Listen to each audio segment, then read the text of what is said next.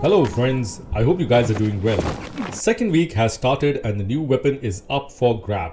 The Nocturnal Tribal Machete. The weapon looks cool and gives a kind of glow, but beware at night as using this can reduce your immunity fast. So we will get to that point later. For now, let's see the bounties that are to be done to get this.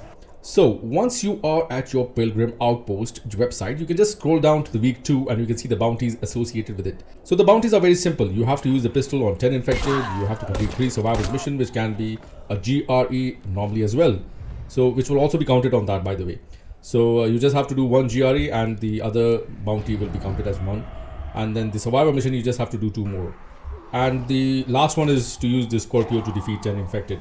Now, if you guys do not have this weapon, you can click on this link and watch how to acquire this cool and OP weapon. Now, the other missions are quite easy except for the GRE anomaly and the survivors mission, which also could be one of that. So if you're playing on hard level, at least for me, even on the easy level, it is quite difficult. So I personally recommend you to use the boosters like regeneration, stamina and toughness. And as you can see in my quest to complete this bounty, I am bombarded with acid fires by spitters everywhere. So I have done all the 3 and I have encountered in all of them these spitters everywhere. Like even if I defeated them, killed them, they respawn for some reason, or maybe I left it out, but I've noticed that they respawn. So it becomes literally very difficult to walk around because there are acid pools everywhere and they are on you left and right and they are ruthless. They will keep interrupting and there will be pools of acids around. So if you're not using the boosters, you will be dead very soon. And also don't go near the GRE aberration.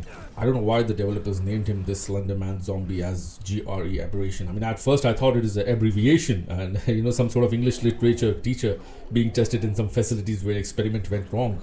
Anyways, don't go near him because sometimes he gets fits and then he does this Jack's ground storm and then that literally is like one shot. So the best way to defeat them would be first to keep the distance and to use grenades and molotovs. However, just keep quite fair distance and craft a lot of them as you will be needing quite a lot. That is the easiest way to turn around things. And the other way would also be to go around shooting your way or the classic way of chopping and slashing. However, that could take a lot of time. But the good point is that you have 3 lifelines. So if you die, you will be revived just here. And take your time, brothers. I mean, you just have to do this 3 times. So grab your cocktail and dodge around. Because if you try to hurry, it can really backfire and the damage inflicted by these zombies are quite high. Since I'm playing on hard level, I felt that way at least. Or maybe I'm too weak. But I even played on easy level and it was not easy. That means Aiden is really weak. Get some beef, boy. The second and the third bounty is quite easy as you just have to roll around and gun around. Just use your pistol or rifle and kill any of the 10 infected. The only downside of the weapon that I felt after the update, and I'm sure they will update that soon as well with patch or something, is that when I'm running, the reload does not happen instantly. The reload, it stops while running. I slow down, I start walking, and the animation is also not complete. While reloading, you can see this is happening. Like under heavy chase, this is very slow. And now they have updated the volatiles and the other zombies during the chase to be more faster and aggressive. So you really need to be careful on that part. The animation shows that it's kind of reloaded, but there's no ammo in that. You can see from here, like I've reloaded a couple of times, but it's not showing. So you really need to have patience on that and let the animation complete. I'm sure they will do it maybe in the future, or maybe I am the one who's having some problems. So do suggest if there's a problem or feedback you're having.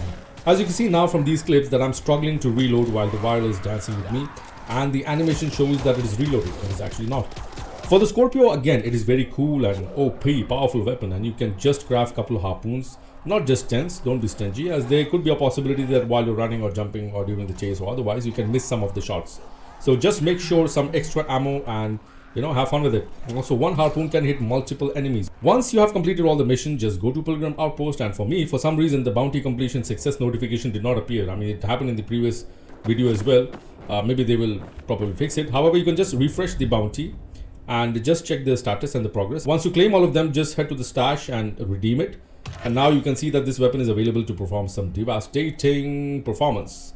Now earlier I have mentioned that this is a nocturnal weapon, so at night the immunity drains a lot. As you can see now in multiple hits that my majority is of the immunity is drained, and it's draining like quite fast. So if you just try to keep yourself near the safe zone or use the UV bars, that could help. But now personally I'm not a big fan of nocturnal weapon because you know, after the couple of hits, you have to also think about the immunity factor, especially during the chase or at night. I mean, this is focused to be used at night. So I personally think that there should have been some more advantage, like, you know, to have some critical hits or etc. whatever. But the immunity drain is a factor that needs to be considered. So Run, boy, run. This world is not meant for you. Run, boy, run. They're trying to catch you. initially, like a month ago, when the Nocturnal weapon was introduced, I used a couple of them and was really disappointed, to be honest, because my other weapons are quite powerful in comparison. And really, it counters the idea of you also considering and, you know, keeping an eye on the immunity while having a higher damage. I mean, the higher damage is really not even that high.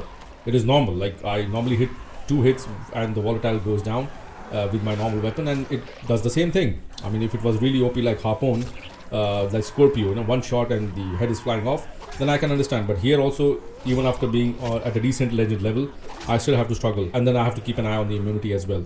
So for me, it was, I mean, just for a change, it looks cool. You can just play to have fun with it. I mean, if you're overpowered, like if you are on a very high legend level, 250 or 300, if you have achieved that level, you have nothing else to do, then you can just play around, and it's something very fun because all the weapons looks cool. Just keep it for the collection, and it can be a personal satisfaction, you know, having a few unique weapons, to have these memorials, to have some unique items in your inventory.